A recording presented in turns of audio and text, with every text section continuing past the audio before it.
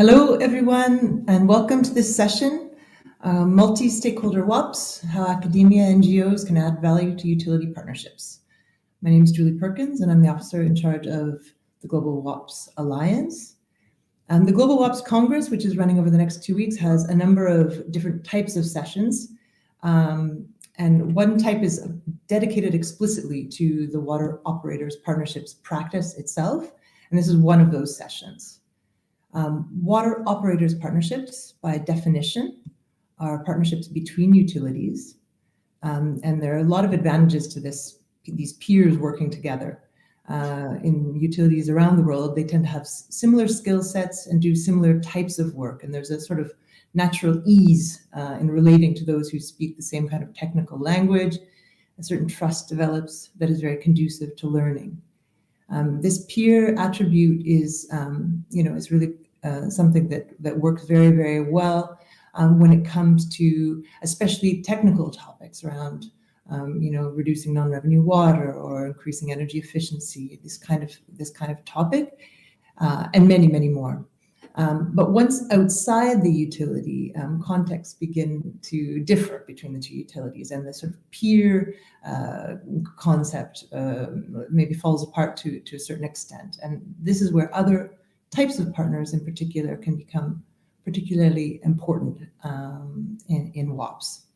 The involvement, for example, of NGOs, civil society organizations, labor unions, and other types of municipal or local public structures and actors such as conservation authorities, public health authorities, urban planning departments can be extremely valuable in this kind of setting, especially when reaching out to the local community.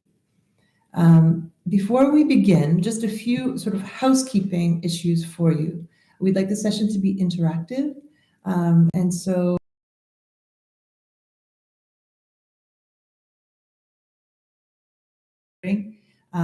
that you don't hear both languages at once. Also, we have a chat function. If you're coming for the first time, then you need to log into that, and I recommend you do that with email or social media so that you don't appear as anonymous. And finally, the moderator may invite you to ask a question, in which case you can indicate your interest in joining at the bottom, but otherwise just type your questions and so on in the chat.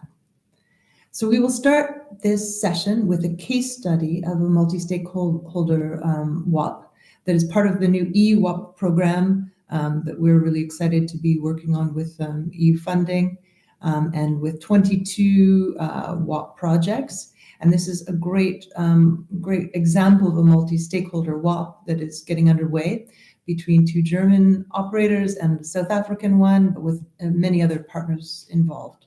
So without further ado, let me introduce you to Dr. Annette Lang from the city of Bremen, from the Free Hanseatic city of Bremen, who is the head of international relations and development cooperation at the Senate Chancellery.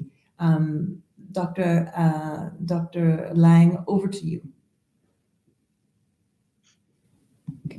Thank you very much for introducing me, and thank you very much for inviting me to say a few words of welcome to this session.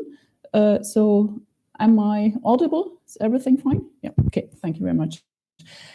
Okay, so it's a great honor for me to welcome you to this session. And as you said, there amongst other two partners, there's the city of Bremen partner in the first project you will discuss later on the case study. And so it's a really pleasure for me to say a few words about, from a city partnership to a water operations partnership. So of course, in front of this audience, there's no need to talk about the importance of the topic. So you all know how important are the huge efforts we have to do to reach the Sustainable Development Goals, especially the goal number 6, dealing with sustainable water and sanitation services, as over 2 billion people worldwide have no constantly contamination-free water.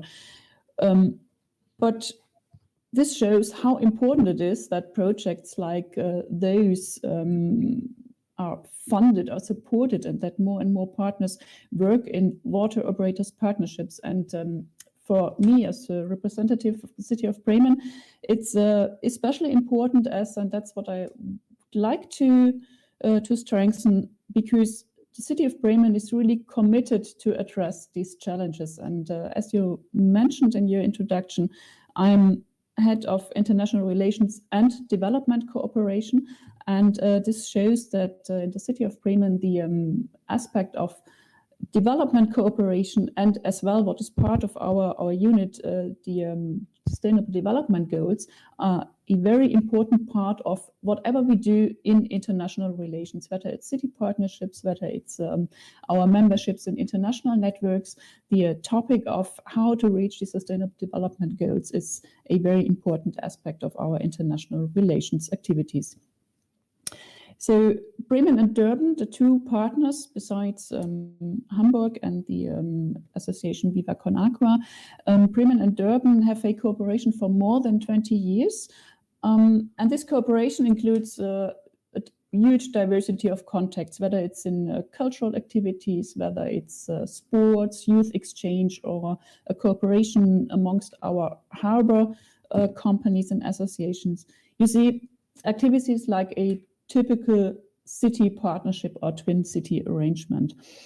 However, from the beginning of these activities, and especially when both cities signed a formal agreement 10 years ago, the topic of sustainability, to set up a climate partnership and to deal with any questions about water and sanitation issues, been a very, very strong focus from the beginning on. So when the municipal climate partnership has been signed in 2011, and you see we are celebrating 10 years of official partnership this year, when this partnership has been signed, wastewater management was one of the key topics. And we very quickly started, and frankly spoken, it has already started before we have signed the official partnership. We have established an exchange amongst wastewater experts from the administration, from both cities, dealing with topics like wastewater treatment, energy issues, water monitoring, but especially focusing on internal qualifications of the staff on both sides. And not only between the city administration, between the experts from our administrative bodies and from the communal or municipal enterprises, but as well, and that goes back much longer, with NGOs. So there's, for example, and many of you will know this association, an NGO called WORDA, dealing with wastewater management, sanitation issues, etc. worldwide, which has been part of all activities dealing between Bremen and Durban for many, many years, setting up projects, but as well cooperating with the universities on both sides. So research was another strong focus in this cooperation. And so from the beginning on, we had city administration, NGOs, and research institutions on both sides. And this has shown that the cooperation has been set up by numerous stakeholders, by different stakeholders from administrative parts, from NGOs, from research.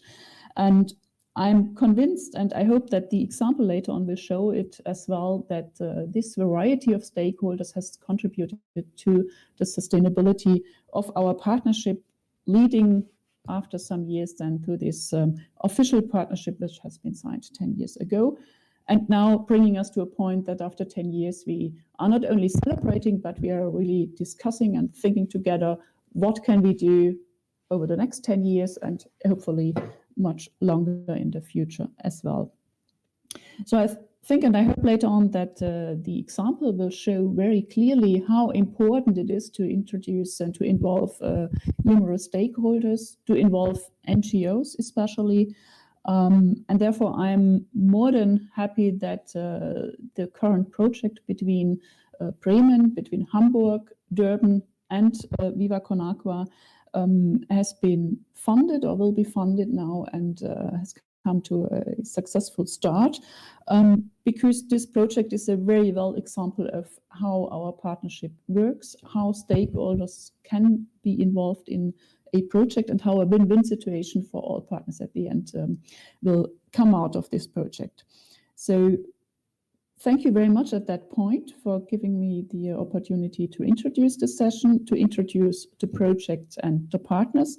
And I'm very much looking forward to the upcoming discussion and wish you and us all a successful workshop today, a successful session. Thank you very much.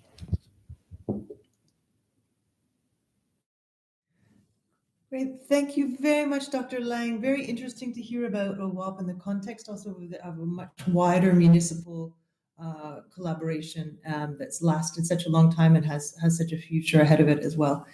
I'd now like to hand over to Vishnu Mabir from Ethequini in Durban, South Africa, who will moderate and present to us and then moderate the first part of this session. Over to you, Vishnu. Good morning, colleagues. Thank you, Dr. Lang, for that introduction to the partnership. Thank you, Julie.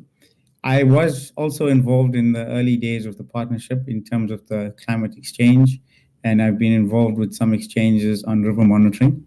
So it has been a great partnership with Bremen as part of the Sister Cities partnership as well.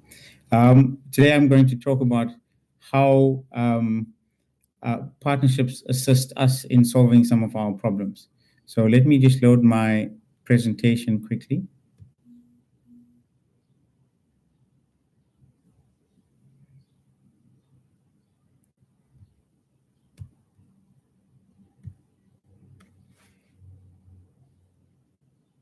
Can you guys see that?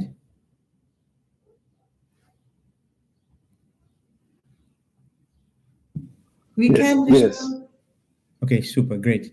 All right, so connecting communities through sanitation and water operators partnerships, an exciting collaboration between Ethequini, Bremen, Hamburg, and I'd like to say the other partners as well. That's Vivacon Aqua, Open Cities Laboratories, and CSIR, which is the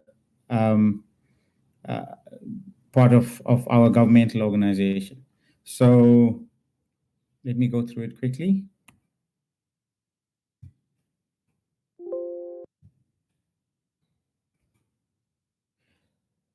Right, some background for Ethequini.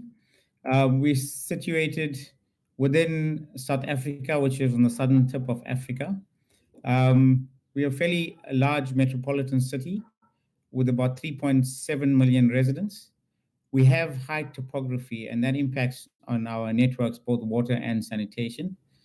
High levels of poverty, high levels of unemployment. It is a water scarce city, and I think the country is water scarce as well.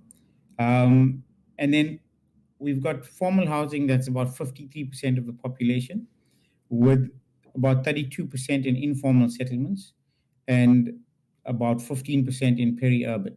So that just gives you a bit of context as to the type of problems we have to solve. The city is quite a dynamic, innovative city, and we've made some great strides in improving the lives of the residents.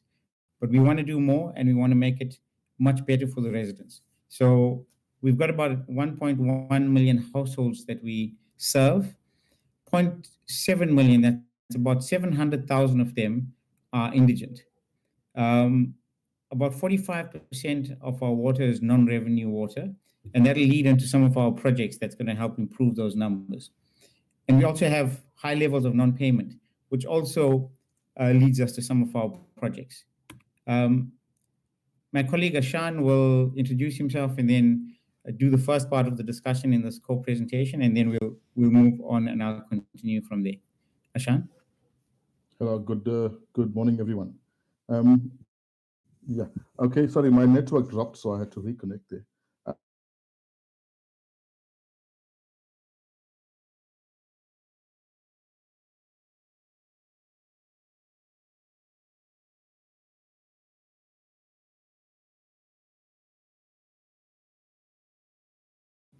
Colleagues, what I will do is I'll go to the second part of the presentation, and when Ashan joins us, then we'll get back to this portion of it.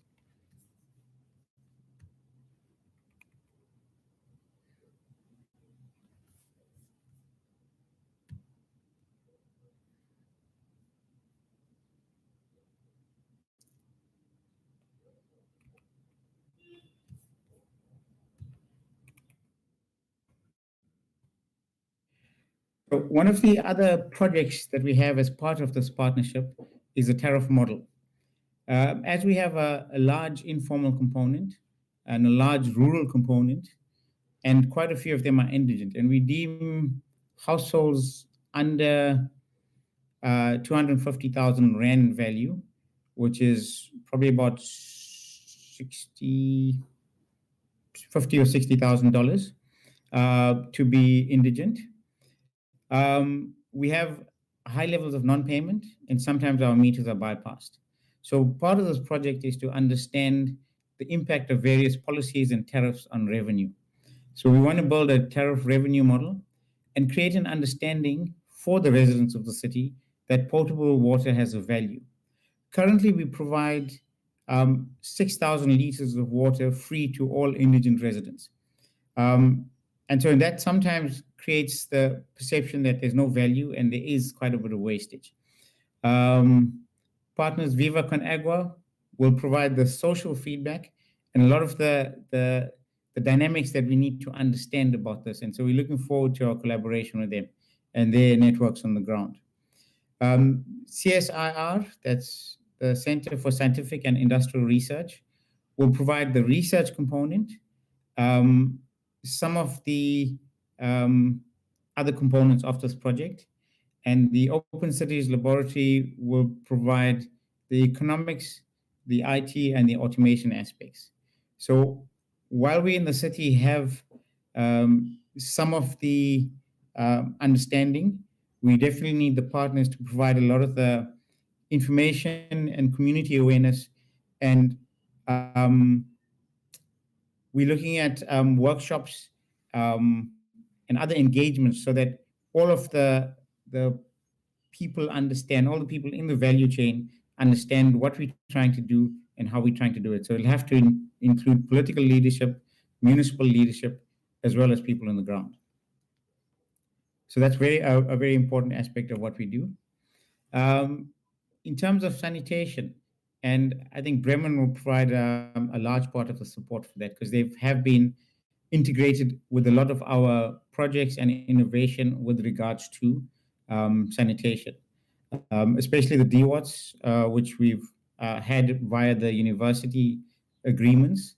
And so with the local academic institution and our other partners, we work quite well with them.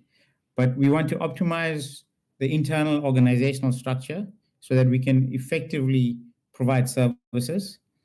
We need a decision support tool for on-site sanitation in eThekwini. So a bit of modeling so that we can understand the impact of the decisions we make. We have done quite a bit of work on understanding how investment in sanitation impacts on all of the other SDGs and all of the goals. So we've done some research on that, and that's going to help us quite a bit. Catchment modeling for planning decision support tool in order to, number one, support economic development, but also to make sure we protect the environment. So we're looking forward to that partnership with Bremen. Ashan, have you joined us yet?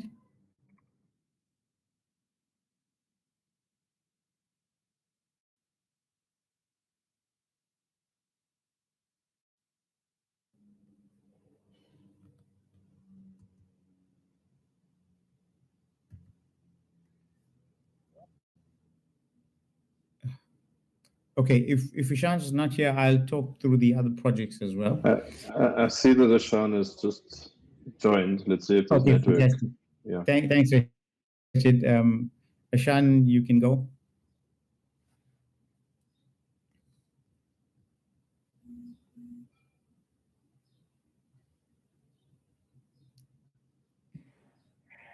Ashan, can you hear us?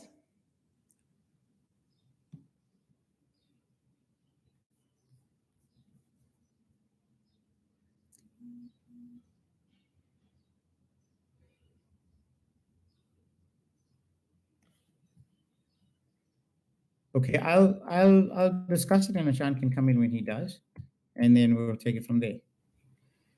So one of the key things in understanding our network, as I indicated earlier, we have a high level of non-revenue water, which is around 45. It sometimes approaches 50%.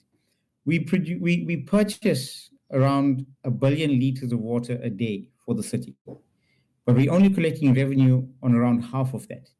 And if we want to provide services to the rest of the communities, and we want to roll out our infrastructure and make the city more livable, we need to make that more revenue generating, so that we can provide better services and provide water and sanitation to the rest of the communities. So we've recently, I say in the last 10 years, improved our water carrying capacity via the Western Aqueduct. But we do need to understand losses on that and how to best use that water. We've got existing design models, but we want to convert that to operational models. So we're going to convert the EPNET model to water gems. And we know that Hamburg has got a vast amount of experience on this type of modeling and the software. So we're looking forward to cooperation with them in understanding these and capacitating us to do this better. So that exchange sounds very exciting. So we want to optimize the model. We may need to have equipment in terms of meters and other training and skills so that we can understand the actual flows that are on there. Carry out situational analysis of existing data and data sources. And then we've got a very, very good GIS information system. And we want to be able to align that to what we have so that we can enhance the value. And part of this would be a bit of research and understanding of the benefits and how other models work in other cities. And there we look to Hamburg and Bremen and probably some other partners to get a better grip on that. That's also quite exciting, and we're looking forward to this, because the Western Aqueduct is probably a 1.6 diameter line. So it's extremely high pressure and extremely high volume. Just so we understand, it is quite a complex water distribution system that we have. And we have the distribution system divided into various zones, and we've got the various feed-in points from there. So understanding the network would be quite critical to solving some of the problems. And this is some of the complex schematics that we have and that we want to use in order to optimize how water is distributed so that we can create equal distribution for everyone. And if Ashan comes on, he can talk through that a little bit. In addition, and complementing the other projects, is a low-cost smart meter. Currently, we have around 500,000 consumer meters within the city. And the normal cost of a smart meter would be too excessive for us to implement that solution. But we believe that we can bring that cost down to between 10 and 15 American dollars. And that would make it quite accessible and easy to install, and we'd be able to afford something like that. So this project is to see that we can bring that cost down. We have a network of 12,000 kilometers in terms of water mains, large inlet points, many reservoirs, and around 1,500 pressure relief valves. The pressure relief valves are quite significant because if we can just measure those, and some of that is budgeted for in this project, if we can measure some of those, it can provide a great model of the grid, and we'd understand the grid much better. But it would also indicate high night flows in large areas and assist with solving a lot of the problems. And we're relying on the partners to assist us with understanding these things, especially with the modeling and the understanding of how we can make this work very well. So metering those points would provide a smart grid. It can improve revenue, increase service delivery, and of course, reduce our losses tremendously. And that's really key to what we want to do. CSIR will assist with the primary research and even development of the model, but they will also probably assist in terms of building some of these meters or creating some of these solutions that we require. So that gives us a overview of what we need done in this project. It's quite an ambitious project, but I think very achievable. And I'm looking forward to some of our partners explaining how they're going to add value to what we do and where they come from. So I am very happy that we've got great organizations that we're working with to help us achieve these objectives. So thank you very much for your time. And I think the next presentation will be by CSIR, and Ismail will explain his organization and the value. We've already worked with them quite a bit, and so they have added value to a lot of our projects. But Ismail, you can go. I'll stop sharing now.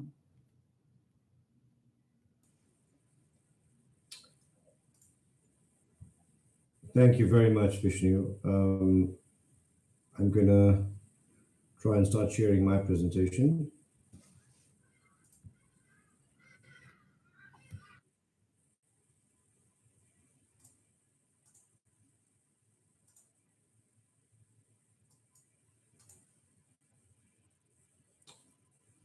Can I just get an indication if that's visible?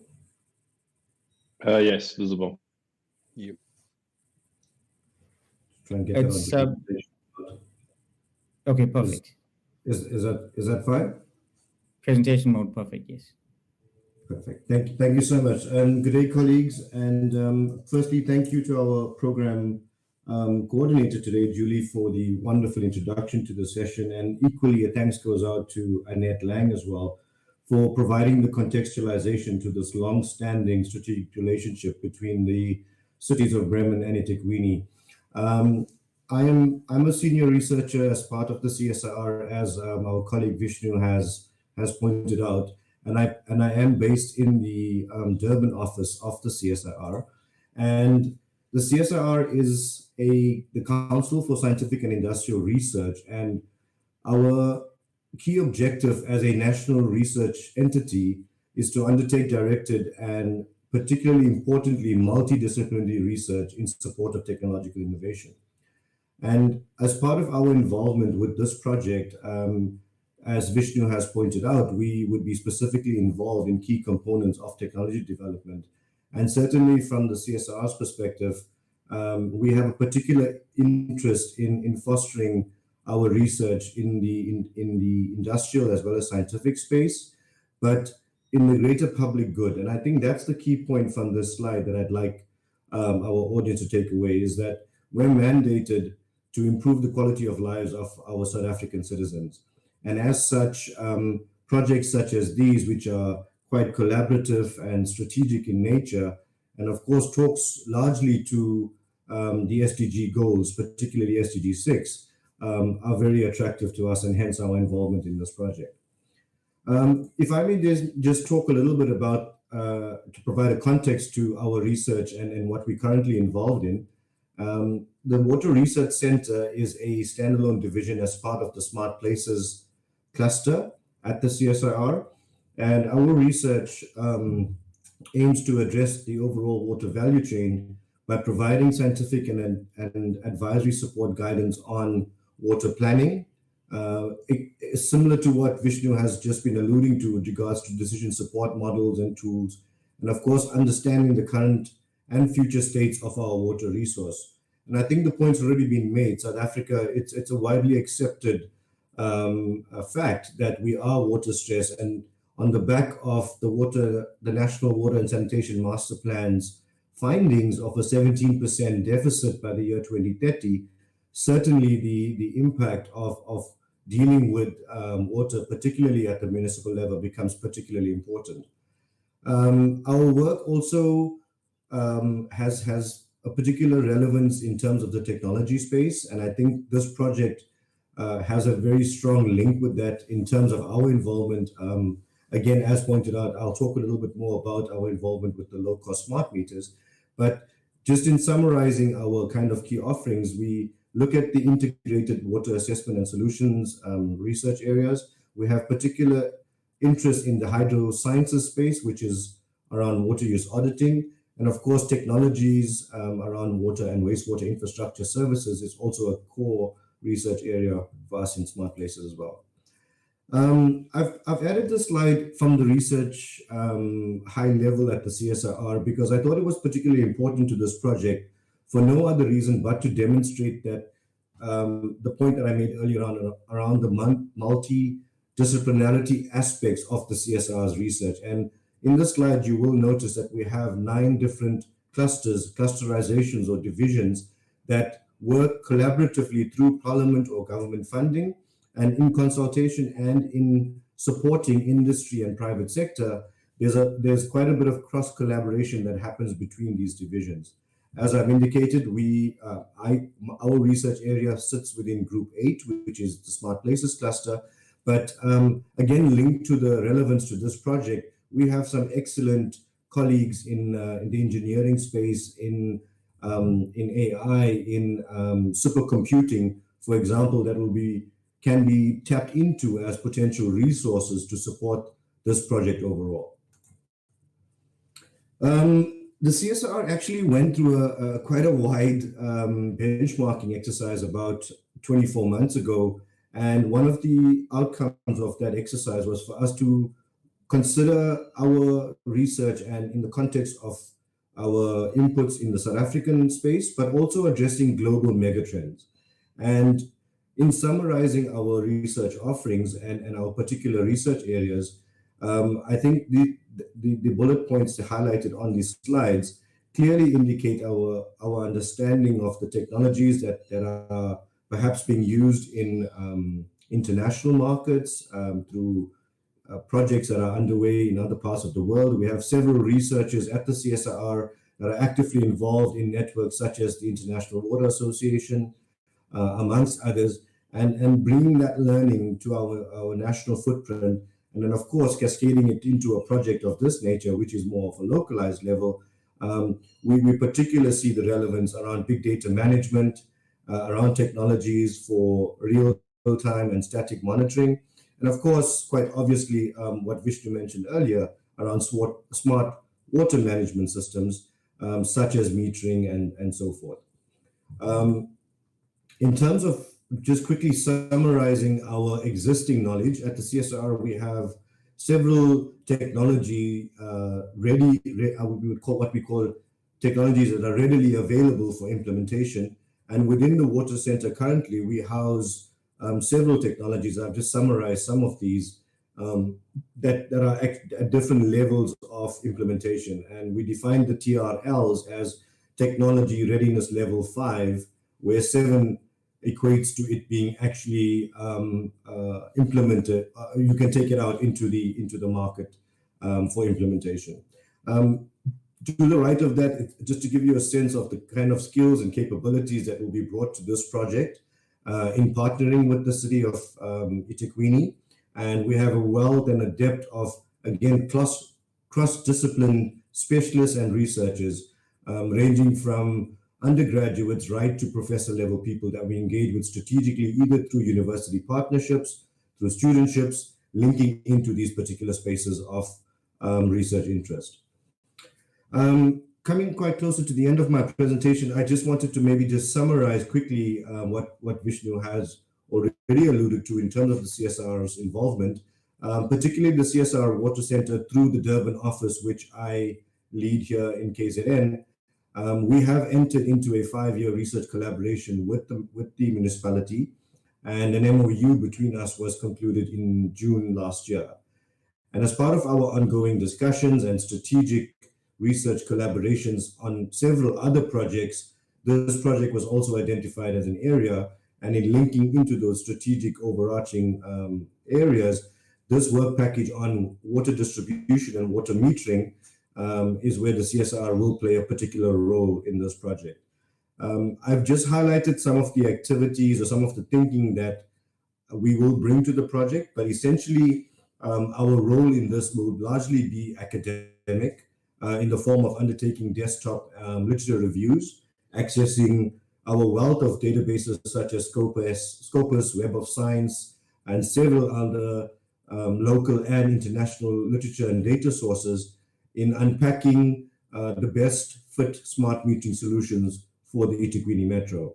And in so doing, as already alluded to, we would consider doing exactly the same in terms of the tariff model aspect of the project, again, looking at it from a global and a local perspective. And we would then feed that into the other project team partners, as Vishnu's mentioned, like OCL and others, who would then take that project scope forward. In discussions with eThekwini so far, the design aspects of the metering, I certainly did say in my previous slide around the engineering aspects, but we'll partner quite closely with eThekwini officials who, from our discussions already, have indicated that they have a wealth of knowledge around what would be the best design for a system of this nature. And the CSIR would then, in that context, facilitate workshops to obtain this information and let that feed into the overall model. As part of the project, there is a prototype of the smart meter that is part of the scope as well. We would obviously need to discuss that more closely with eThekwini in terms of how that's developed and the costs associated with it.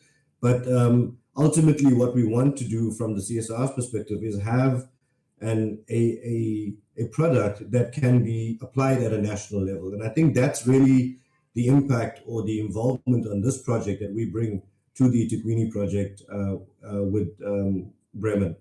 And what we believe would be a national landmark low-cost smart meter, which could be then distributed at a national level across all of our metros.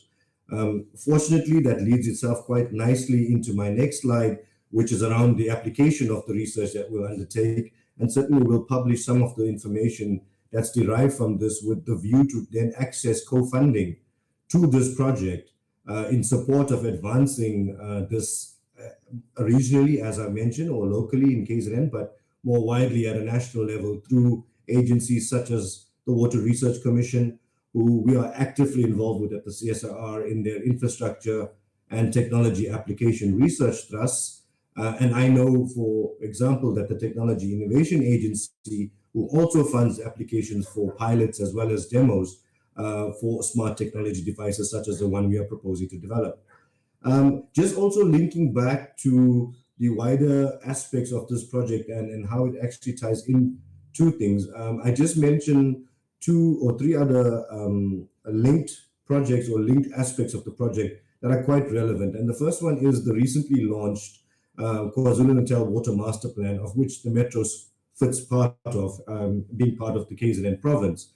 And several challenges, of which the most notable one being non-revenue water loss, is a clear area requiring a lot of strategic and immediate intervention.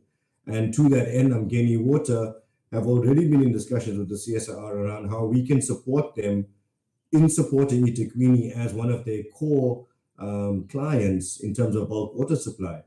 And this project then again becomes much more strategic and much more important to the whole water conservation national program, water conservation on water demand management, which is run by our National Department of Water Sanitation. So the cherry on top is, I can maybe close with this, is that the CSIR, as the End of Water Center, we've just been appointed as the National Implementation Unit for Water Use Auditing, which is essentially validation and verification of lawful water use in South Africa. And the information and the project activities that are underway in this project will certainly go a long way in supporting that these other national and strategic projects.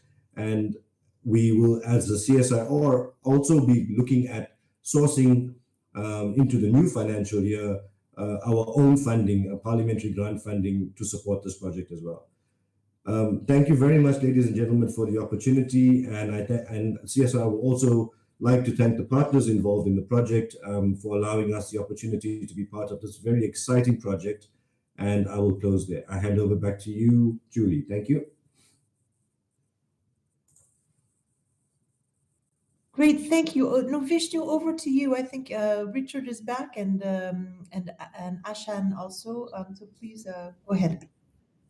Okay, so Ashan, if you want to go through some of the slides again, I can reload the presentation. Are you there? Or do you want Yes, to Vishnu,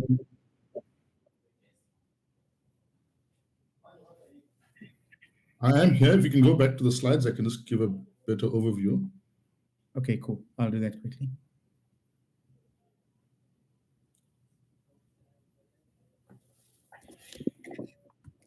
Okay, maybe let Richard go first. Richard, if you can do your presentation. Thank you, Richard, for joining us in this partnership and agreeing to present. I know you also have a busy schedule, but I'll let you tell us more about yourself. Ashan, and I'll load the presentation in the meantime and you go after that. No problem. Thanks. Thank you. Yeah, also just checking everyone can see the presentation.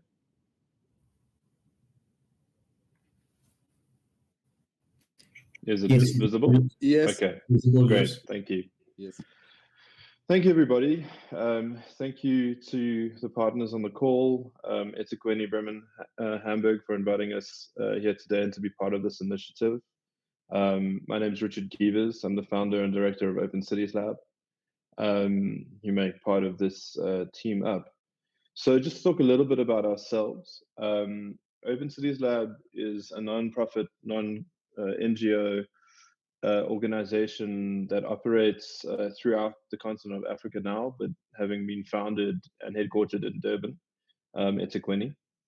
And we aim to empower citizens, build trust and accountability in civic space, and build capacity within government to enable participation in decision-making, evidence-based urban intervention, and inclusive co-design, ultimately to improve the lives of residents in urban spaces. Certainly, we have been working with the city of eThekwini, the municipality of eThekwini, for around 7 to 8 years. My personal capacity a bit longer. We typically are a strange nonprofit in that our main capabilities are typically machine learning and data science, civic technology, engagement co-design alongside action research and tech and data literacy and capacity building. And so we found quite a interesting and I think meaningful collaboration with the city amongst the others that we do during the pandemic recently, where we were involved in understanding how to both collect and integrate data pipelines from informal settlements and residents. As Vishnu mentioned, the city has around 700,000, I think 500,000 households that are informal, a large indigenous population, a large populations reliant on water supplied by the city directly. And so this became really critical in terms of these spaces. And as you can imagine, the desperation of the context within the pandemic and understanding how to both feed information from third parties into the city. And as cities around the world are, and as we're aware, despite the actually, I think, world standard data management within eThekwini water, typically within cities, it's difficult to get data across internal silos, internally and externally, and it's quite difficult to collect data from residents, especially where there are challenges around numeracy and literacy, internet access and connectivity, and the cost of data, cell phone data that allows for digital interaction. And then, of course, challenges around physical topography and those sorts of things. And so, just interesting coming into it that our work with the city around this is really deepening, and with cities across the continent actually now it's deepening around how to understand that those sort of transfers of data and information and learning from various informal and peri-urban spaces as well as the urban spaces, of course, with that express goal of creating the accountability and trust between government and residences and residents, and Also how to sort of crowd in research and insight, which is why it's incredibly exciting to have the CSIR and the weight, and I mean, we could see from the presentation before, just the sort of background knowledge and base of knowledge and experience that comes with them, and how to sort of incorporate this all into something which creates that participatory inclusion, which creates the ability for the city to be responsive. And ultimately, even though this word is completely overused, resilient, or maybe resilience, well, let's maybe say robustness in both the normal operations of the city, but of course, what is going to become more and more challenging for urban governance around the world, with climate change affecting, and especially within water scarce countries such as South Africa and KZN, where the risk of changes to the water supply or adverse climate conditions, and rapid urbanization, and an economy that's not able to meet the need, is all results in a need for to be incredibly evidence-based, responsive, quick, and meaningful in the interventions that are made. So we're very excited to be a part of this project, alongside the work we do with the city in other spaces. To talk quickly about the role we've been asked to play specifically in the scope of work, we are going to take part or help organize a hackathon to develop optimal low-cost smart meters for eThekwini. So I think alongside the weight of and depth of information and knowledge that exists and best practices from around the world, another role I play is being a non-executive director of Innovate Durban, which is a city-driven nonprofit trying to spark innovation locally. And we've often seen really great ideas and solutions come from the communities that experience the challenges that we're talking about directly. And hackathons can often be events that are more around recruitment or other things, but if done properly, they can bring together a community of practice from local innovators and local technologists and scientists, as well as the minds from within the municipality, residents, and academic partners. And we're quite excited about that. I think what's also become fairly accepted around the world is there's no such thing as a smart city without open sharing of information and open data. And so what we're going to assist with is how to create open sharing platforms that obviously take care of all the standards of sharing, privacy and security, but creates a platform for data sharing that allows for third parties to be involved in an informational feed throughout and out and in of the city. What this means is that, again, one of the challenges that are facing cities globally, and more especially within the continent of South Africa, is that the rate of the need to improve, especially given South Africa's historical context and the deficit that we're working on in terms of access to basic needs and human rights. Cities simply do not have the finances or financial capability to create interventions alone, which is why these sorts of things are so powerful that we talk about now. When one allows for open sharing platforms and open data platforms in the right way, this crowds in innovation and allows for innovation firms, technology firms, scientific, academic partners, and others to be accessing and enriching data and insights which can be fed back into the city in a value exchange that doesn't require the city to be directly paying for every single intervention.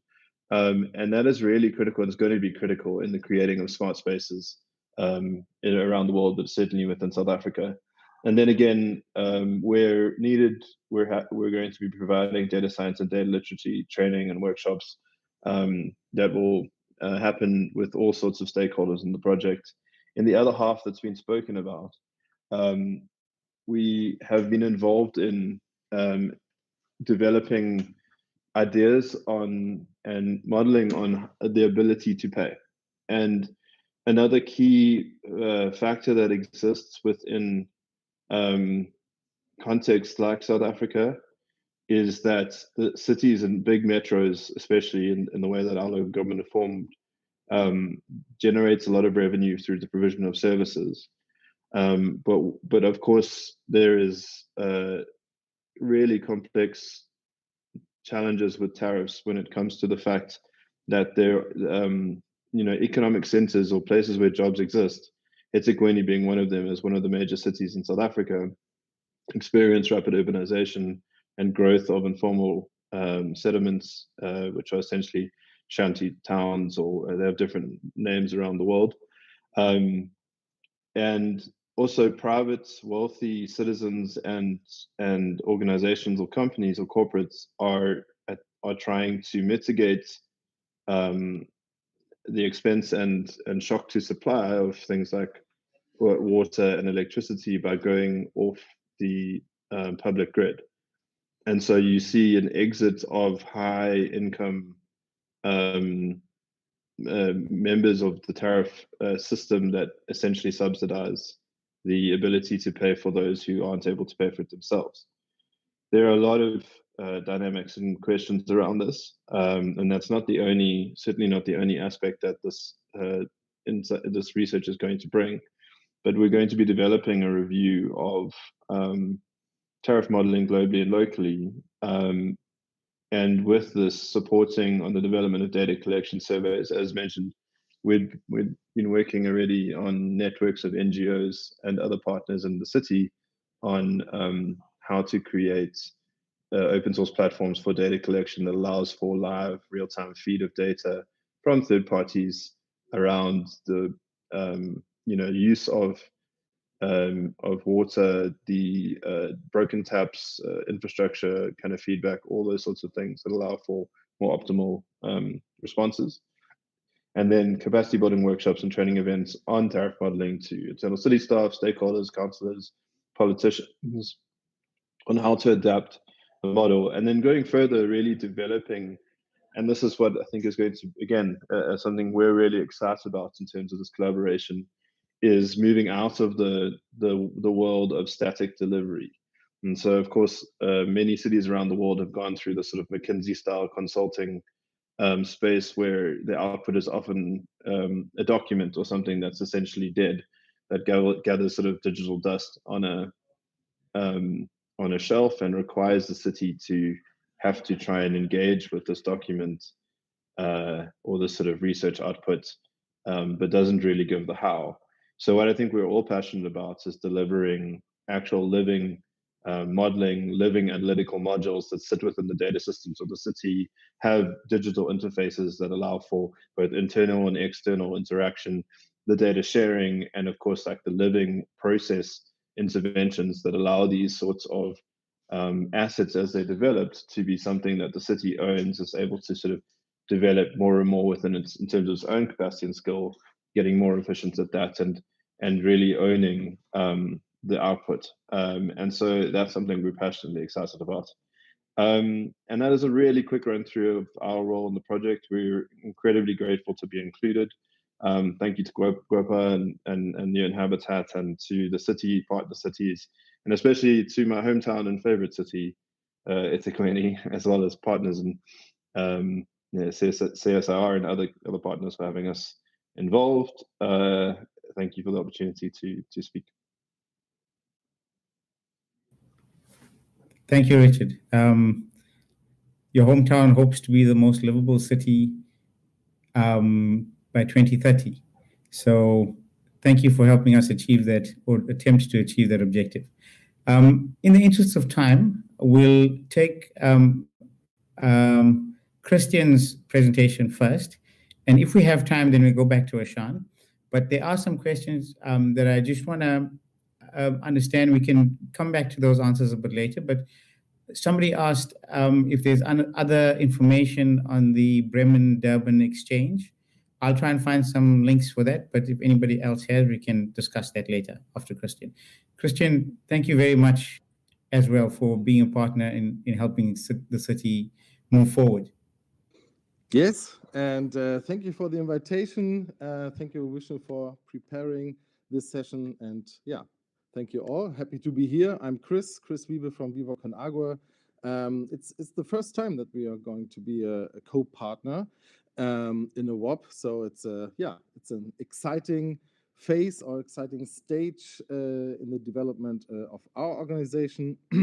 Yeah, our organization Viva Con Agua is an international network of people and organizations committed to improving access to safe drinking water and sanitation for the poorest and most marginalized communities. We contribute with a special expertise in addressing communities and customers in an innovative and creative manner. And as an add-on, we can grow a better appreciation in the society for the necessity of paying for a proper water and wastewater infrastructure. So WCA has only recently set up a local NGO in South Africa and is going to be the additional partner in this WOP. And the focus of our organization's activities is on hosting events, especially community sensitization events in, for example, informal settlements to increase the customers' acceptance for safe drinking water as a vital good that has its price. And based on social science and anecdotal evidence, together with the Equine utility, community-based organizations, and local WASH champions, WCA is going to be or is going to carry out events and workshops using the universal languages like music, sport, and art to tackle lasting behavior change especially at the micro level. And I will put some emphasis on our program. This is called Universal Languages for Behavior Change. And I try to share my screen now. Let me have a look. So, oops.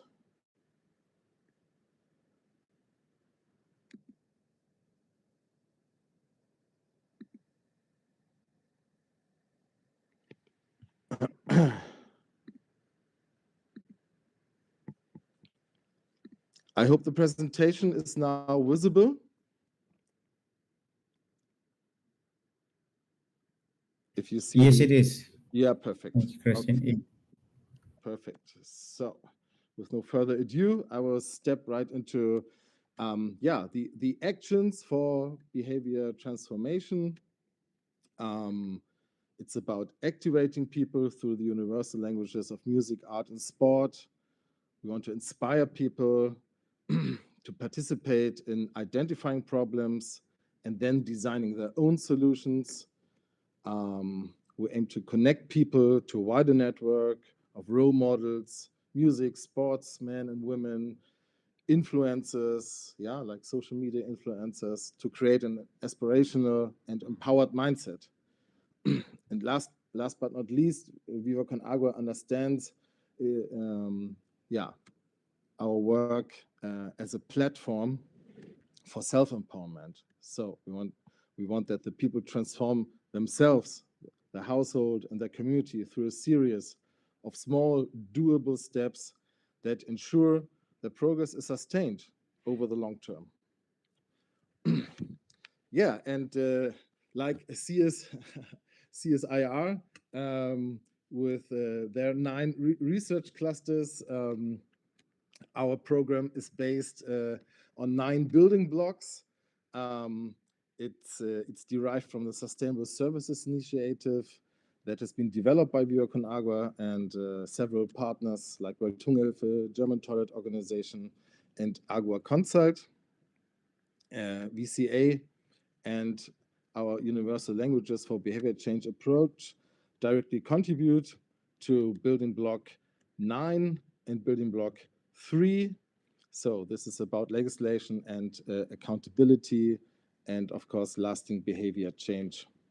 And several approaches have been developed over the past few decades and are currently applied to promote the demand for WASH services and to achieve WASH behavior change. These approaches can be classified into 4 broad categories. It's community-based approaches, social marketing approaches, where we put an emphasis on. It's about sanitation, hygiene, messaging, and other approaches based on psychosocial theory. Research suggests these approaches have their strengths and weaknesses, some more than others, and usually lead to short-term success in changing behavior. But the figures of slippage for key behaviors clearly show that we have not found the gold standard yet. So by combining the most effective elements of all these different approaches, the UL4BC directly contributes to demand, behavior, and political will, and regulation and accountability. And this will be our role in the water operator partnership. We've also developed a theory of change. Yeah, it's the result, yeah, of many years of experience with the Football for Wash program that we've been carrying out in several African countries like Uganda, Ethiopia, Kenya, and many more. And yeah, and we will use these experiences made at schools, on community level, in the Etiquini community, especially in the peri-urban or informal settlements. And last but not least, we will have a strong focus on impact monitoring. Yeah, because yeah, we think we can only measure what we monitor, and we are really looking forward to partner, to cooperate with all the organizations in Etiquini community. And yeah, that's my presentation, and thank you very much for your attention.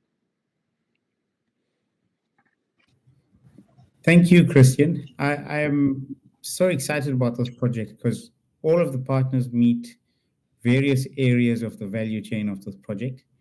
But in addition, I can see a lot of integration between the partners, between Etiquini, and between the mentor organizations as well. So I'm really looking forward to this collaboration between Bremen, Hamburg, and Etiquini, as well as with our partners. So thank you very much, everyone. Ashan, if you want to take a minute quickly, then I'll hand over to Julie. I think Vishnu, it's fine. I think you covered it adequately. We can move on. It's fine. All right, and I must just say, Ashan is the technical expert, but he's got many years of experience with the city, and he's the person who actually solves problems. So he's going to be a valuable member of the team. I'm sorry we didn't get more time to meet him and understand what he does, but there will be other opportunities for that. So thank you very much, everyone, for your presentations, but also I can see good commitment to this project. Julie, thank you for showcasing our project. We appreciate the time and the effort involved. I'll hand over to you to take over.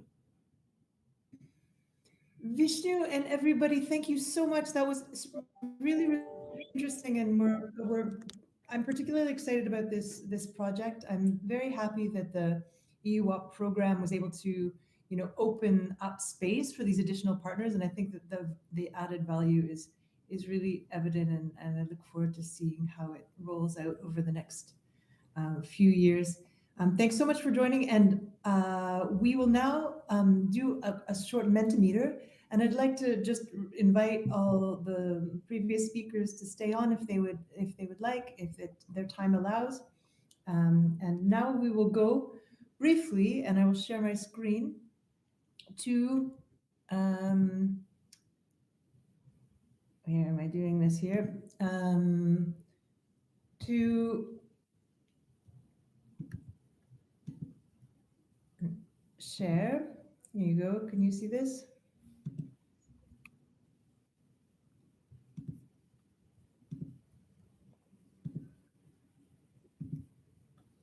Okay, do you see the Mentimeter? Are you familiar with Mentimeter? Please go to menti.com in a separate window and enter this code. You may also just scan the QR code with your phone and go there, and we're going to do a brief poll. So I will leave that up there. Everyone is seeing this. Please join us on Mentimeter. And I'm putting this code. Could somebody put this code in the chat here? 815-85280. And meanwhile, I will go to Mentimeter so that we can this.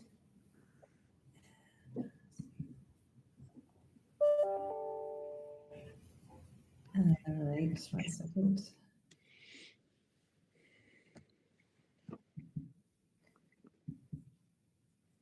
Excuse me here. I'm just going to stop sharing my screen for 1 moment and then share another screen.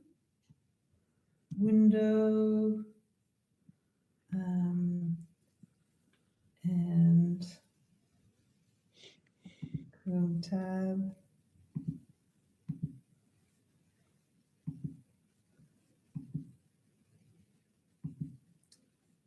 Sorry, folks. Oh, look, there you are. So everyone is able to see my screen now, and you're able to indicate where you're coming from.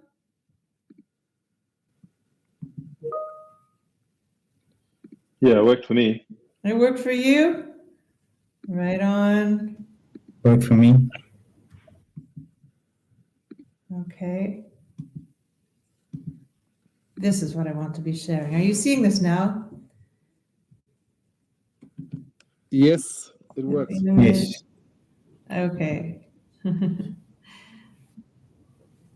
Okay, well, we can keep filling that in. And meanwhile, we'll go to the next slide. We want to know what kind of organization you work with. Now, there are a lot of options here. Sorry for that, but that's because these are the different categories of membership in GWOPA. So if you could indicate which of these organizations suits you best, as this is a session about WOPs and about NGOs and academia, it is no surprise that we're seeing some strong answers there from research and learning institutions, non-governmental organizations, public water utilities, as well as their associations and cooperatives. So here we go.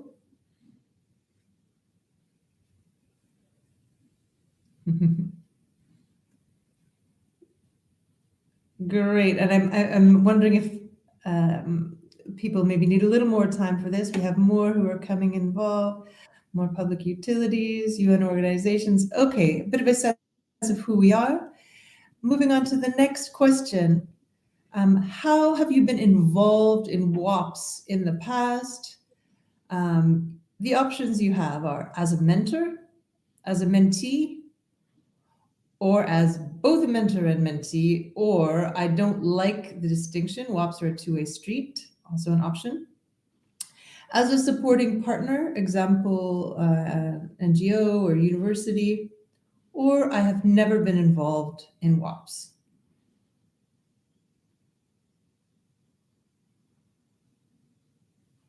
Okay. Excellent. Okay.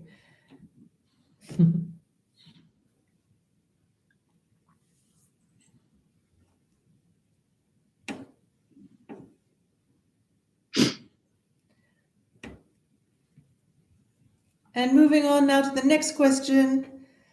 How do you think that non-utility organizations should be involved in WOPs? And here you are able to just, it's open text, so provide whatever kind of response you would like. And I'm going to leave that open actively, good answer.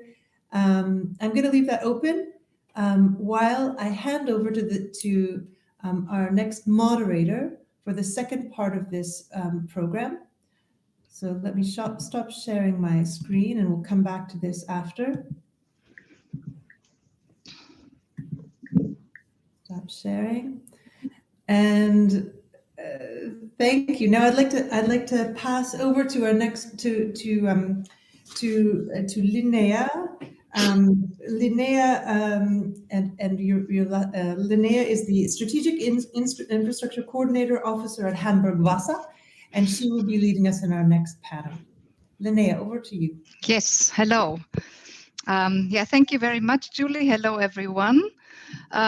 Yes, my name is Linnea Völster from Hamburg Wasser. I'm an engineer already there, working with this utility more than 20 years, also as a network management expert, but also I worked a lot in Tanzania with the small town urban utilities in capacity development. And there we, besides, of course, technical management tools and this, we concentrated very much on the issue of learning from each other, and also to try to install like regional networks with cross-sectoral aspects. So that also all these challenges of between utilities, local governance, community-based activities, and the different responsibilities. So this is all, I think, known to me, but will be addressed, I think, in the common discussion. I have 3 guests with me here for the next 45 minutes. This is Nadine Arshanrats from Finnish Mundial, working on sanitation or building up sanitation economy, and Guillermo Saavedra from FESAN from Chile, from an NGO working on capacity building projects, also in the water and sanitation, but community-based rural and peri-urban communities in Chile and Latin America. And then also Klaas Schwartz.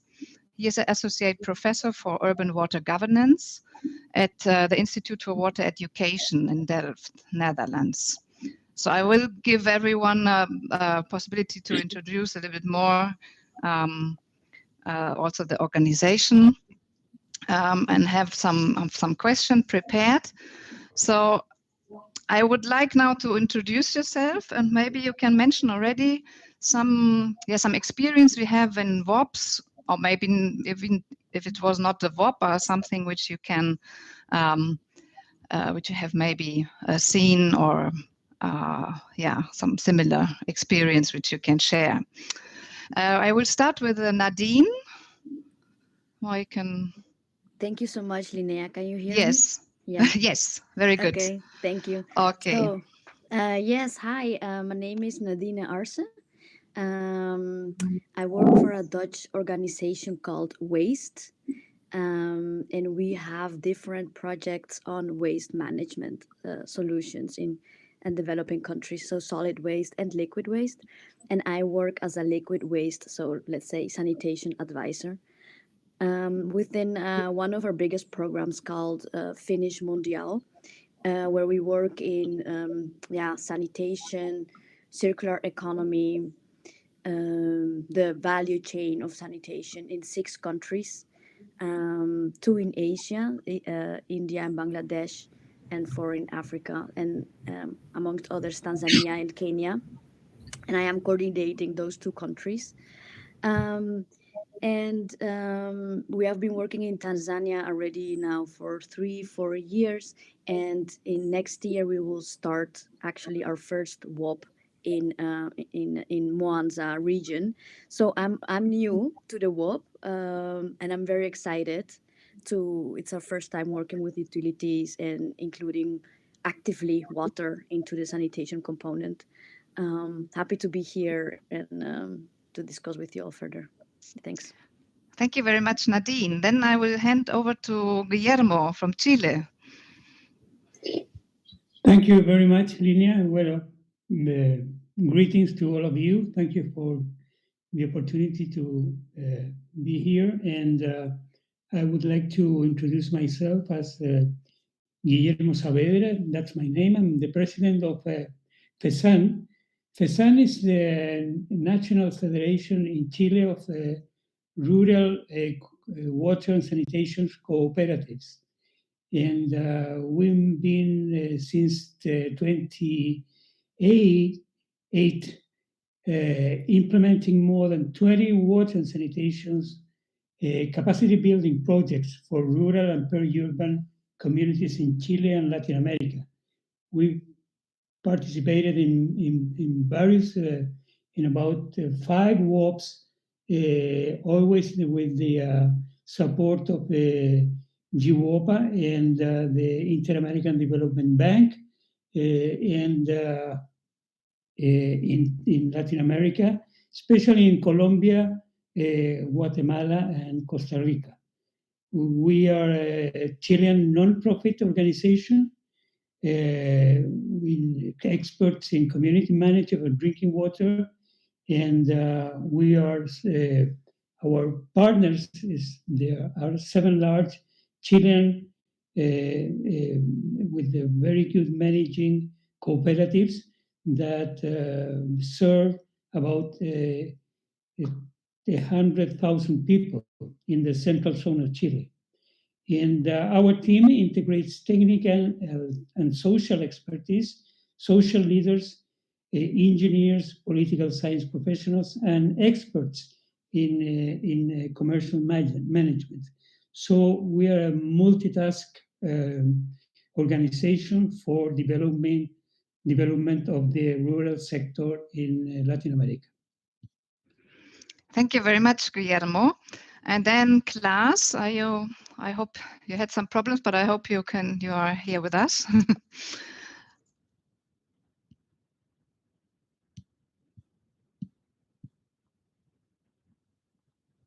Do you hear us? Yes. Yeah. So okay, my name good. is Klaas Swartz, and I work for IHE Delft, the Institute for. I hear you. Yeah. Yeah, we hear you.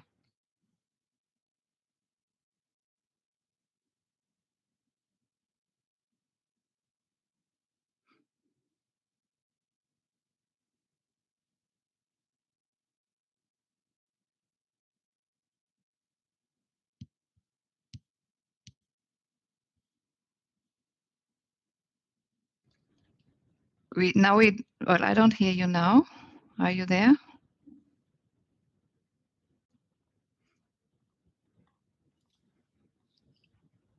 You're on mute. You're Can you hear me now? Yes, good.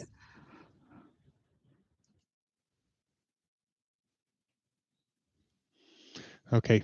So my name is Klaas Swartz, and I work for the IHE Delft Institute for Water Education.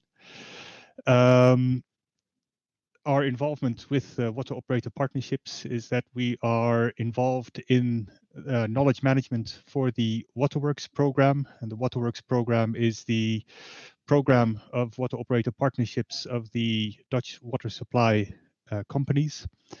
And we facilitate knowledge management within that program, and that program consists of about 25, 26 international water operator partnerships.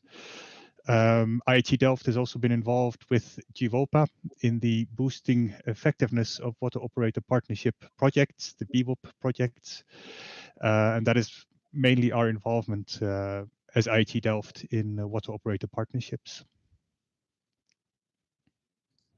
Thank you. Maybe you can just continue and with the question, what do you think? What could be the added value to WOPs from involving NGOs or educational organizations?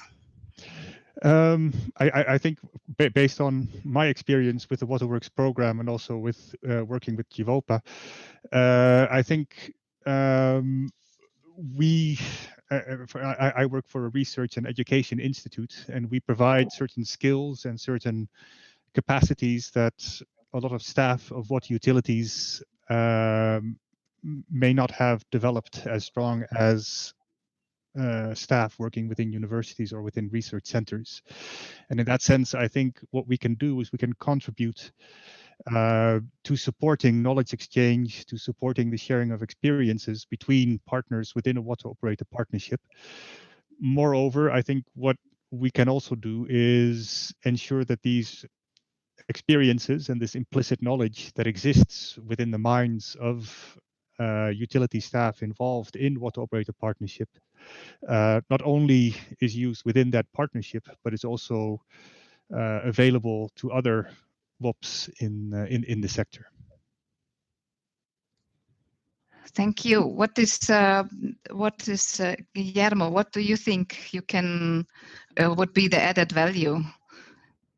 Well, in our case, we all through the 5 water operators partnership we have developed in the past. In all of them, we have integrated the academia, universities. We have integrated municipalities, and we have integrated also another local organizations like comités de agua or juntas de vecinos. Yeah, which is the importance of participating of these entities in the WOPs is that they somehow they provide valuable inputs. For example, in one of our WOPs, universities at the end of the capacity training courses, they provide a diploma or some kind of recognition of the people attending all the courses. So they feel very proud of being distinguished by a university. So this encourages them to continue and go on with the program. Another good thing that for the other side, for the university participating in the WOP, is that they know from first hand what are the problems in the territory and people that show them how they manage them, so they can provide them as an input for their educational programs. And so on. There are so many examples of this kind that contribute in a very useful way to make better WOPs. Yes, thank you. Then I will also hand over to Nadine with these questions. But I also forgot to say that we invite also questions from the audience, so we can also include them in our discussion. Yeah, Nadine, what is the added value in your perspective? Yeah, thank you so much. We work, of course, our final objective is to have sanitation for all, but we do that through what we call a diamond approach. That's a holistic market-based approach in which we involve all the local stakeholders. So that means the local governments, that means the private sector, also financial institutions, and the final clients are, of course, the communities, the households. So what we say is that we do demand creation, awareness creation on the communities for them to know what is the importance of having good sanitation, and also that so we like awaken their willingness, or themselves wanting sanitation. And also by including financial institutions or financial arrangements with, sometimes there are local mechanisms like savings and credits groups, we also increase the capacity of pay of the households for sanitation. And we train, we capacitate also the private sector, so the masons or the pit emptiers, or actually all the actors in the whole chain, in order that we have a strong private sector that they can do their job. And also we support the local governments with their role. So what is it that they need to do in order to have a vibrant sanitation market or setting? So that's, for example, to work on how to put a disposal site in place, or how to work together with the private sector. So it's not only like, we do not only work on the facilities, but on the whole context. So I think that that's what we bring to the table. What I can see now from next year we will work with the local utilities in Mwanza in Tanzania, and also with the partners FAI and Hamburg Wasser. They will also support the local utilities on water, and we will do it on sanitation. And I know that sometimes it's difficult to reach the poorest, and we have defined some strategies for that. So I hope that that's what we will bring to the table also on water. So not only on inclusive financing for sanitation, but also for water. And I think also we can see that many people, many households in Tanzania, they don't want VIPs anymore. They want like more luxurious type of sanitation facilities that demand water. So for us, it's also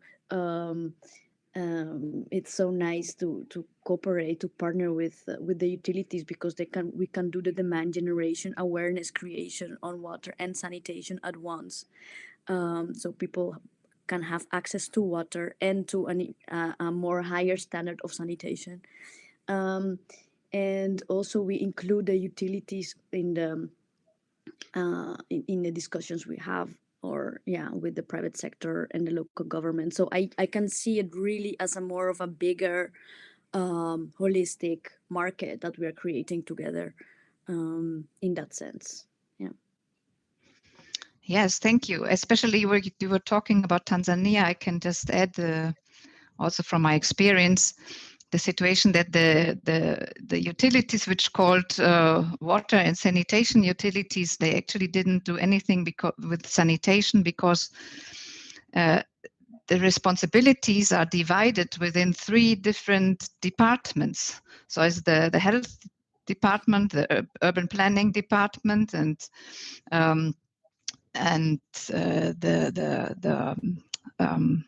the environment department also. So what do you think is what could be your role in this, being involved in the WOP, and what is the focus of your work? Maybe you can highlight this a little bit more. Yeah, thank you. So actually, what we do at the beginning, well, actually through the whole time of our work, is to open the discussion and understanding. And the mandates are pretty clear on paper, but not so much in practical sense. Yeah. So and I think that it's really working bottom up. So we go to a certain locality and we sit together, like, okay, so which role is for which organization, and how are we going to work together in that sense? And then if at that level, at the lowest level, the roles are clear, we just start working from there. And slowly we also start so we are more like maybe some type of glue, between all the stakeholders. And then we also start working, a big part of our work is also the financial inclusion. So how to reach the poorest, or which strategies do we apply for which, let's say, segment of the population, so that everybody can have access to the services. Yes, thank you very much. That was one, I see there came one question here, but also I would like to ask to Klaas also, what do you think is the advantage to involve the educational sector in a WOP? And we come to the question from the audience here, a question for Klaas also, to what extent do you see the possibility for IHE to be part of specific WOPs capacity development efforts in the future? So we maybe come from one to the other, but maybe first you go to the point, so just to highlight a little bit the role of the educational sector or university.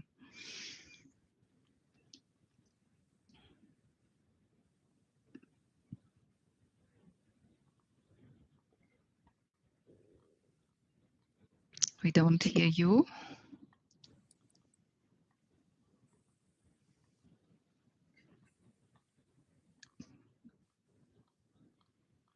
Klaas, he doesn't seem to be with us.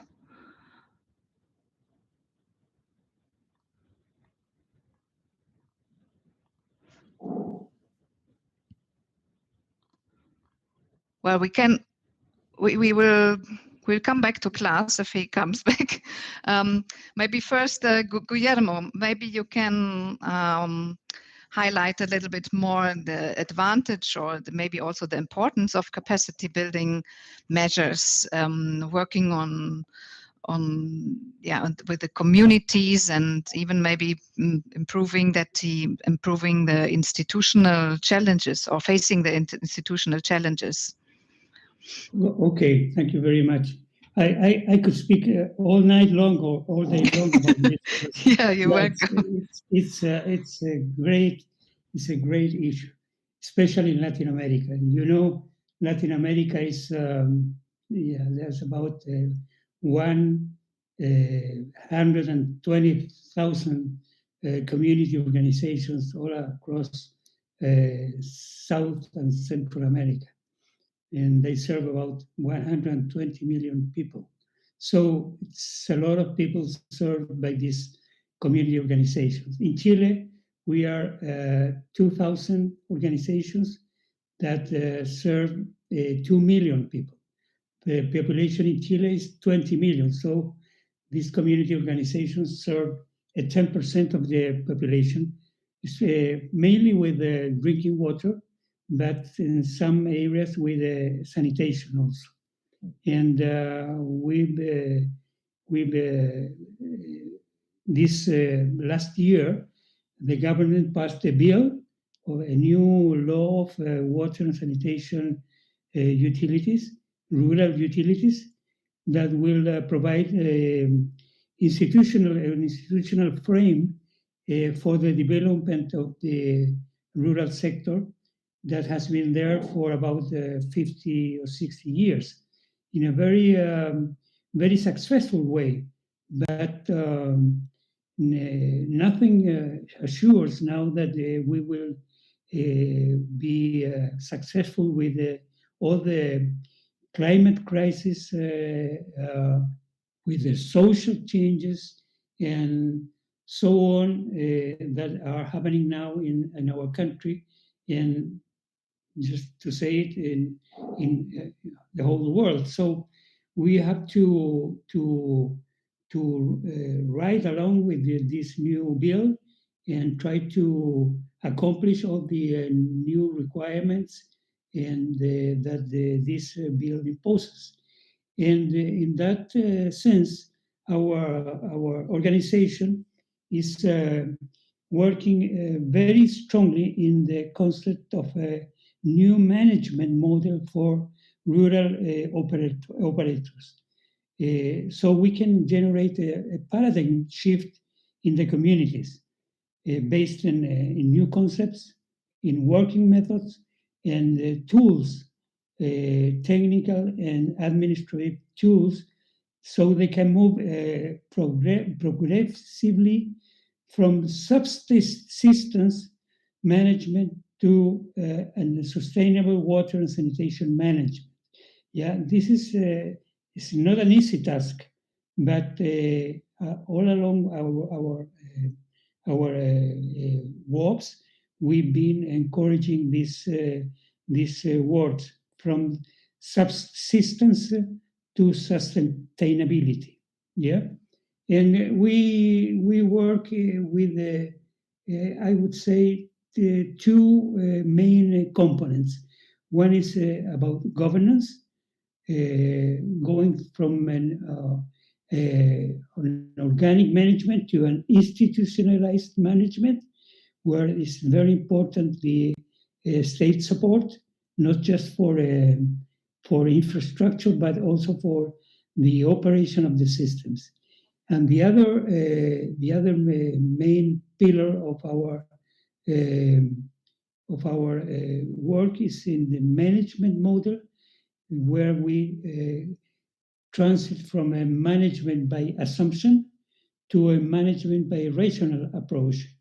And we provide all the tools and work procedures to change from this day-to-day service manager to an organizational planning for the operation of the services. So we've been applying this way of working with the communities for about 11, 12 years, and in all this, the WOPs we have developed. So going to the point of your question, I would say that institutional frame is very important because communities have many things to say in these new approaches by the authority through new bills or whatever they do. Just letting them know that the things are not quite as they say. Things are more than people and the territory say, so they have to somehow talk and reach an agreement of how to approach these new perspectives. That's about the institutional changes and frames. Thank you. Yes, thank you very much. I still have not received any questions directly here from the audience. Maybe there's a technical problem. I don't know if everyone is aware to register. Maybe first you need to enter to be able to answer in the chat. So I still want to invite everyone. Also, I want to invite everyone still to feed the Mentimeter, which is still open in parallel. So we can have a look at it at the end. So class, I think, is still not there, which is a pity. We had before when I had some input also from class, and of course there was also one interesting question which I maybe can still ask to Guillermo and Nadine. Which I would, of course, prefer that he's talking about this from his point of view. The maybe the NGOs and the utilities and maybe universities or other educational organizations, they have maybe a different kind of working. They have maybe different incentives, different targets, different. Yeah, they have different aims. So maybe in a university setup, you have people who do promotion and they work on one thesis, and this takes some years, and they do investigation and research, while NGO or even in a WOP, you target to some success. No? At the end of the projects, you need to show something, which is more difficult maybe for the university. So the question is what challenges can be coming out of this, or how can it be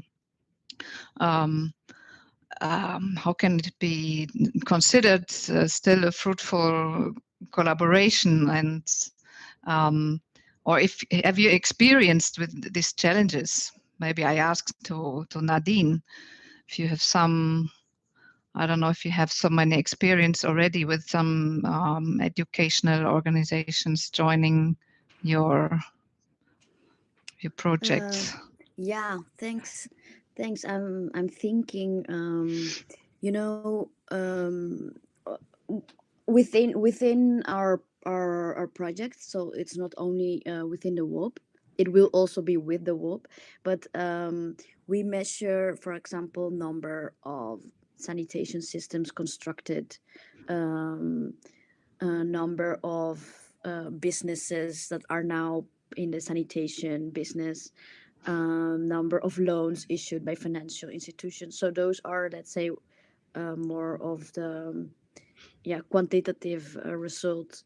But we also have more of the long-term type of impact or difficult to measure items, like we are in the sanitation business because we want to improve the health of the people, right? I mean, that's the end goal or impact, and that's a very hard thing to measure. And also we want to create that by setting up sustainable markets or sustainable systems. So how do you measure sustainability of, for example, what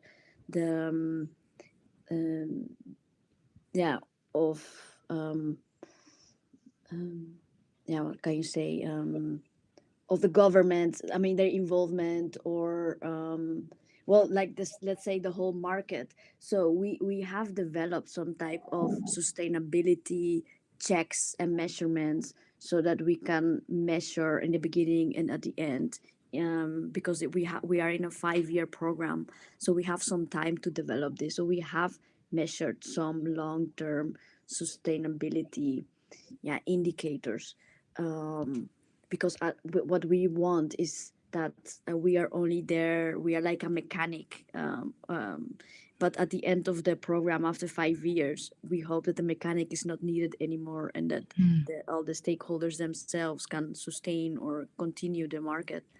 And so that's sustainability for us, and that's something it can be hard to measure. And I can imagine that it's the same with some other qualitative outcomes that a university, for example, can also have. So it's always a challenge, but we try also to measure those components. Guillermo, you want to add something? And well, I would like to just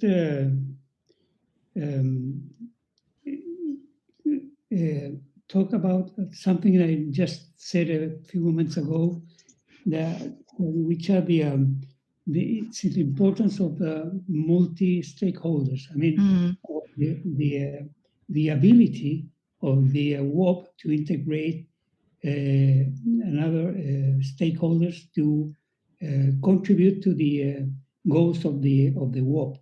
I told you before about this WOP in Guatemala.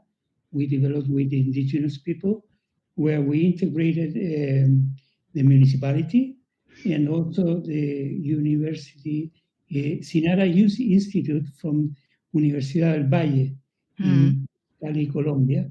They are partners of FESAN from many years from now, and they were involved in all the gender issues of the WOP. So there was a sociologist, a woman sociologist, Mariela Garcia, that she worked with the indigenous people and talking with them and encouraging to participate women in the WOP. Women in Guatemala are very, very important because they manage all the water issues in the house. Also because many men were killed during past wars. So there's a lot of women working at home and providing water and food. And some men, they work in the city or just in agriculture. So mainly this issue of women working in water was the approach that we took in this work through the CSIR Institute. And it was very successful because they provided us with another point of view of the main task of providing drinking water for the community. So they could manage them, manage the service in a very appropriate manner, and also to make how do you say, conscious about the importance of awareness awareness of the importance of water. And another example, if you allow me to continue, I told you I could be here all day. Another example, very important example, is we are now developing a project. It's not a WOP, but it's an intern WOP, as we can call it, in the metropolitan region in Chile, with a university, with municipalities, with the regional government of the city of Santiago de Chile, for about 30 rural community operators in the metropolitan area. And we are applying the same methods that we've learned from these WOPs. So there is another very important and very interesting way to see the new projects through the perspective of a WOP. They're not a WOP in itself, but you can approach the procedures and all the learning process as if it was a WOP. And the participation of these entities like municipalities, the university, again, and the local government assures a very successful end of the project. Yeah. Let me end, because we don't have so much time, but of course we would love to hear much more. There was a question from the audience. How do you see the role of NGOs and community service operators, maybe CSOs, in bridging the gap between WOPs services to informal settlements? Maybe you say something and let Nadine also add something.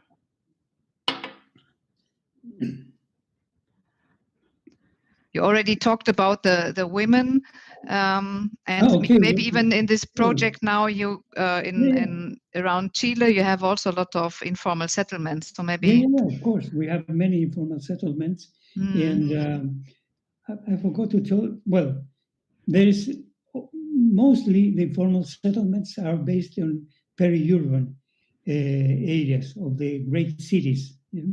So they're not exactly rural, where we work with.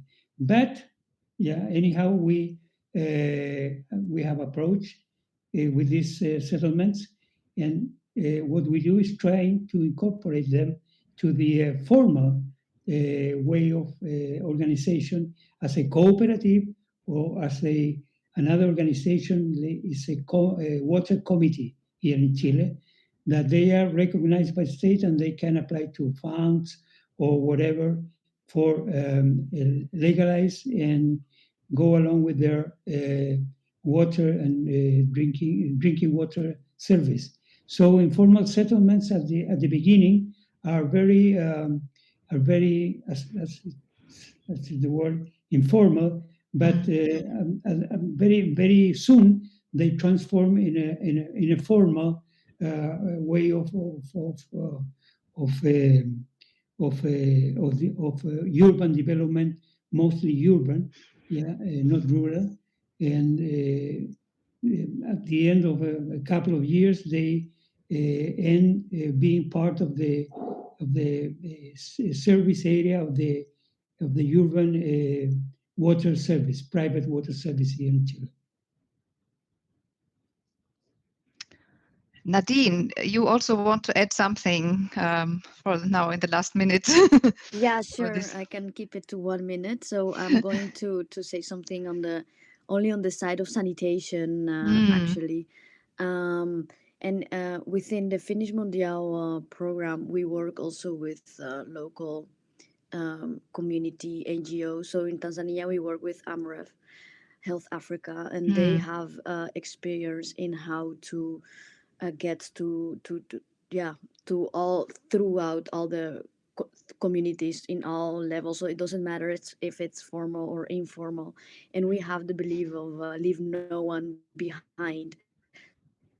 So we figure out strategies on how to reach all the households in the communities. So in terms of sanitation, we work on non-sewage sanitation. Actually, in the that's the most appropriate for the context in Tanzania, in which most of the households cannot have any access to sewage sanitation. So we work on on-site systems, and so in that regards, every household can have access to that type of sanitation. And then we have different type of technologies, what will be the best suitable. So we so in connecting with the WOP, in terms of sanitation, it's for sure possible. In terms of water, I must say I am not yet that familiar how we can play that role, but I think that's the thing we are going to figure out together next year. Yeah. Okay, thank you very much. There comes the one question: what type? Yeah, there come more questions. Even this comes more deep in more technical issues. But the time is over, and I think the question here from Ismail, maybe we can answer this also later, because I think this goes more in really technical issues. Yes, we close at 12, so I think I would like to close and thank you. A pity that Klaas could not join us more, but thank you, Nadine, and thank you, Guillermo. I just want to start a little bit to wrap up. Yeah, here we see the Mentimeter also now. But we can still fill. I think in what we have seen today, and even now for me, I can refer also to the last session, we have seen that the diversity of organizations with their different approach can have a big value to the WOPs. So we have looked at not only utility and utility in the example of Bremen, but also there we have municipality involved in the partnership. We have organizations or NGOs who really who work with the community-based level and really approach, I would say, more on-site, really with the communities, which is not the normal core business of a utility. We have educational sector universities who are used to have also other strength. They work more with knowledge. They can be a good provider for skills, for knowledge, for certificates to also bring up the educational level of the staff being involved in the utility. And we have there also the other way around. We have input from the base and the practical experience from the WOP, feeding back the educational sectors. Now we were talking a lot of universities, but also we have the vocational training, which should be, I think, a very good point also to look at it. So also we see that it's very helpful for everyone to collaborate, and that each type of organization can bring in some specific aspects. And Finnish Mondial, I think, is one point also very interesting, because it brings in the private sector, which I think is very important for sustainability. To start up a market is, I think, the best to let things continue, even if the project is over. So I think we got a good wide picture of what can be possible and what is already happening on the world, and I hope in this aspect we will have more WOPs with more diversity of participating organizations. Julie, maybe I hand over to you to add some more words. in the wrap up, and maybe you show what came out in the Mentimeter. Thanks so much, Linnea. That was, I think you did an excellent sort of summary of all of that, the many different ways that the different types of organizations can add value to these water operators partnerships, and it reflects actually quite nicely the responses we received in the Mentimeter, which I have now stopped sharing, but I think that's still available for people to look at if they'd like to see more of the kinds of responses. I mean, I do think that there's these many ways, and hearing the stories, the case in South Africa, but also the cases from Chile, and there are so many. There's so much value really that these different kinds of partners that can bring in terms of connecting with communities, bringing in knowledge and innovation, and also in this sort of anchoring institutional environment as well. Ensuring that there's further funding for things, there's further support longer term. There's the kinds of changes that are needed can follow through. So these different external stakeholders, and I think we had a good cross section of them today. So thank you everyone for joining. Many thanks to co-conveners from Equini, CSIR, Viva Con Agua, Open Cities Lab, also from the partners in Germany, Hamburg, Wasser, and Bremen. It was great to have you here today. And I would just like to remind you that there are other sessions that are related to this one in the Congress program. There's another one on the EU WOP program at the end of next week, so on next Thursday. And this coming Friday, there's one about our WOPs reaching the most vulnerable, and I think it's looking specifically at that question about reaching the communities, informal settlements, and those within those informal settlements that are the least likely to be served in general, and whether or not WOPs are actually helping them to achieve access to sanitation. Yes, Guillermo. Yeah. I don't know if you can see my hand, but I can hear you. Okay. No, just to say in 1 minute to congratulate the GWOPA team, all the secretariat, for all the great work done for this global Congress. We've been waiting this for many years, you know that, and I'm really happy it's happening now, and I'm really happy it's going to be a success for all of us. So greetings from Chile, and have a very good journey and very good days ahead. Thank you very much, Julie, and thank you very much, Linnea. Guillermo, thank you so much. That means a lot, and the entire Secretariat team is backstage thanking you for your comments as well. So with that, I think we can close up. Thank you again very much, Linnea. And we have a small video to put on at the very end. So let us now show that. Oh, sorry, there's some final requests from speakers to say a word. Go ahead. I think Guillermo, did you have one more thing to say? No. Christian, please. I also wanted to say thank you, and I think this is a great start for the cooperation. Thank you. It was a nice session.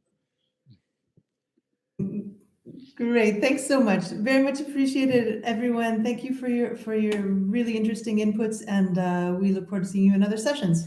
And Eva, if you can now put on the short video. Thank you and goodbye. Thank you. Bye-bye. What? Already over? No, we have plenty more options to continue the discussions and peer exchange beyond the Congress. Tell me more. What are the options? Well, GWOPA membership, for example. By becoming a member of GWOPA, everyone can connect to a global alliance of practitioners and experts. There are two ways of becoming a member. First, institutional members. Institutions can participate in SHIWOPA's assemblies and are eligible to run and vote in its International Steering Committee elections. Or second, individual members. Individuals can connect and engage with peers in the online SHIWOPA community. We have created a space that allows for networking and easy communication. Meet future WOP partners, stay up to date on project opportunities, and participate in peer-to-peer learning opportunities. Sounds great. How can I join? Simply go to www.shiwopa.org and register for free. If you want to know more, you can follow SHIWOPA on social media and subscribe to the newsletter. Thanks for joining the 4th Global WOPs Congress. We'll see you soon.